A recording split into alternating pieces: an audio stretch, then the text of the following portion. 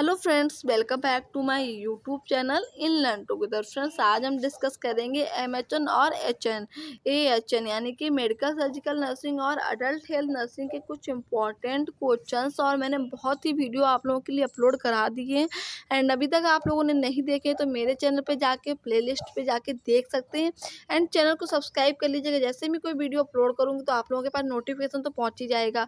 और जो लोग सब्सक्राइब किए तो उनको तो पता ही होगा कि मैंने बहुत सारे क्वेश्चंस जो हैं वो प्रोवाइड करा दिए हैं। एंड आज जो मैं 2-3 जो वीडियो बनाऊंगी, मतलब जितने भी बन पाएंगे तो एमएसएन की ही बनाऊंगी। कल मैं माइक्रो की प्रोवाइड करवा दूंगी एंड इसके बाद आप लोग अपनी प्रिपरेशन करिएगा अच्छे तरीके से। और आप लोगों के 5 दिन मुश्किल में बचे हैं, 4-5 दिन बचे हैं, तो उसमें आप लोग अपनी प्रिपरेशन करिएगा। सो स्टार्ट करते हैं बिना टाइम वेस्ट किए, आप लोगों के पास भी टाइम बहुत कम है।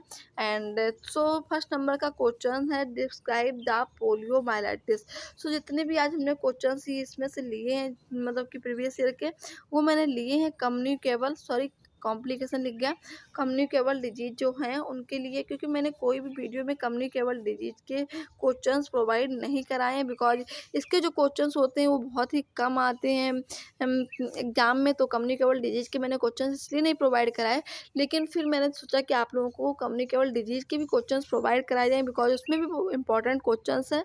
सो इसके ये जितने भी क्वेश्चन है मैंने जितने प्रीवियस ईयर में आए हैं वही लिए हैं। एंड सो फर्स्ट नंबर का क्वेश्चन है, describe the management for poliomyelitis. तो पोलियोमाइलाइटिस के बारे में लिखना है, पोलियो के बारे में, पोलियो का वायरस एंड उसका जितना भी आप लोग मैनेजमेंट लिख सकते हैं वो लिख सकते हैं। नेक्स्ट क्वेश्चन नंबर सेकेंड है, describe the management of typhoid.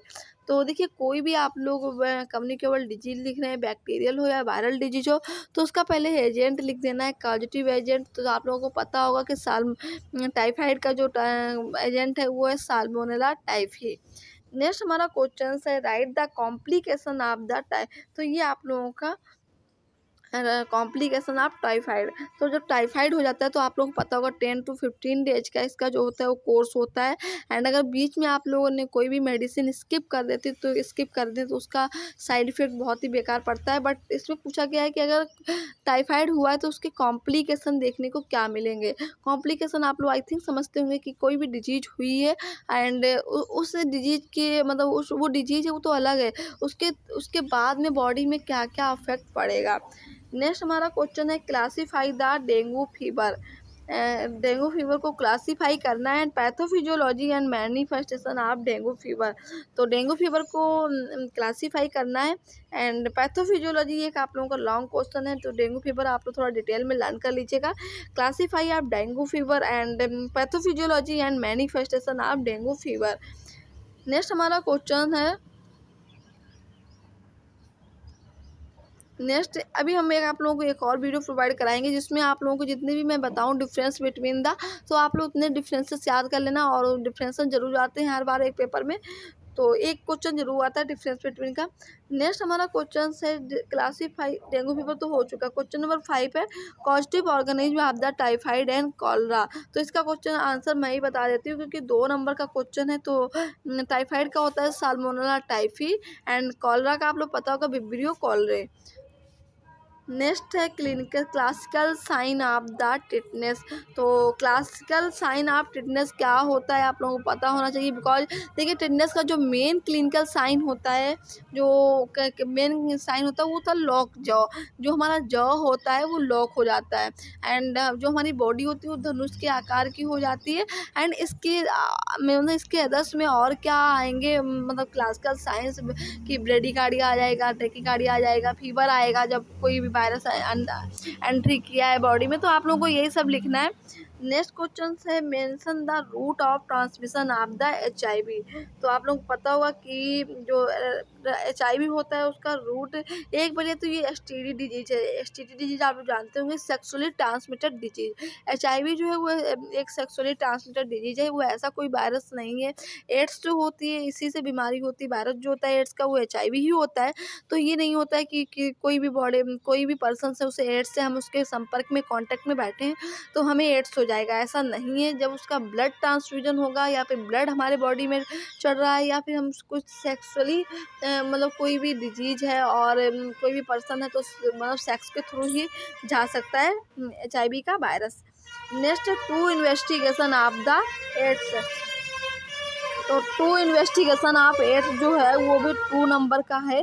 तो 2 नंबर में टू इन्वेस्टिगेशन एड्स क्या लिखेंगे, तो फर्स्ट नंबर पे आता है आप लोग जानते हैं एलिसा टेस्ट होता है, एलिसा टेस्ट। नेक्स्ट है वेस्टर्न ब्लॉट। तो वेस्टर्न ब्लॉट ऐसे 2 होते हैं test, ELISA and western blot ऐसे। नेक्स्ट हमारा क्वेश्चन है explain the bone healing process.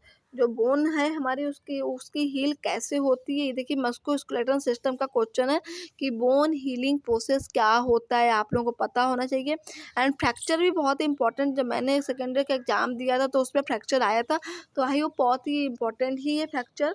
और आज मैं आप लोगों को एक question paper provide कराऊंगी, Atal Bihari medical university का सप्ली का पेपर कराऊंगी, ठीक है। नेक्स्ट क्वेश्चन नंबर 10 है explain the patient education after total knee replacement. जो हमारा नी होता है यानी कि घुटना होता है बॉडी में, नी रिप्लेसमेंट, तो आफ्टर जो टोटल नी रिप्लेसमेंट होता है तो पेशेंट को क्या एजुकेशन देंगे, क्योंकि पेशेंट जो होता है बहुत ही इमोशनल हो जाता है एंड उसे साइकोलॉजिकल सपोर्ट की ज़रूरत होती है। उसे ये लगता है कि मैं चल नहीं पाऊँगा या चल नहीं पाऊँगी, तो उसमें पेशेंट को एजुकेट करना होता है कि आपके जैसे बहुत लोग हैं। नेक्स्ट क्वेश्चन नंबर 11 है डिफाइन रिमोटाइड आर्थराइटिस।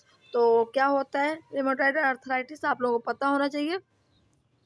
नेक्स्ट हमारा क्वेश्चन है describe the clinical manifestation and management of it. तो आप लोगों को जो मतलब ये एक ही में क्वेश्चन है rheumatoid arthritis and describe the clinical manifestation, इसके साइन भी लिखने हैं, क्या क्या साइन एंड सिम्टम्स दिखेंगे, एंड मैनेजमेंट ऑफ इट, और मैनेजमेंट भी लिखना है।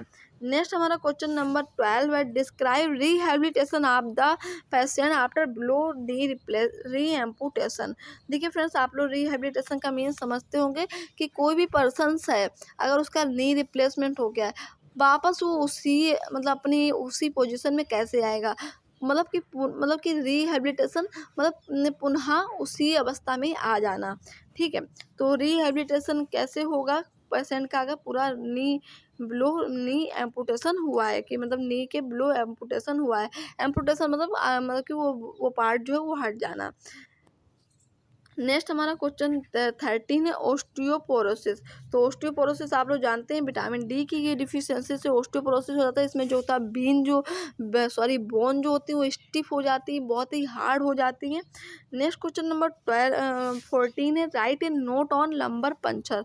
और लंबर पंचर क्या होता है आप लोगों को पता होना चाहिए, बहुत ही इंपॉर्टेंट है। लंबर जो हमारा बॉडी का लंबर पार्ट होता है वर्टिब्रा का, उसको कैसे पंचर किया जाता है और क्यों किया जाता है।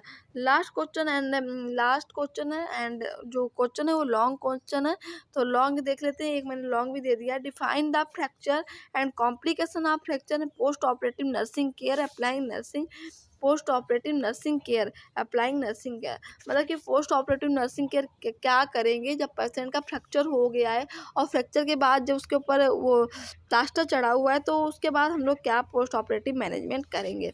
आई होप फ्रेंड्स आप लोगों को ये वीडियो बहुत ही हेल्पफुल लगा होगा, क्योंकि मैंने सारे ही क्वेश्चन जो है वो बहुत ही इंपॉर्टेंट ही लिए हैं।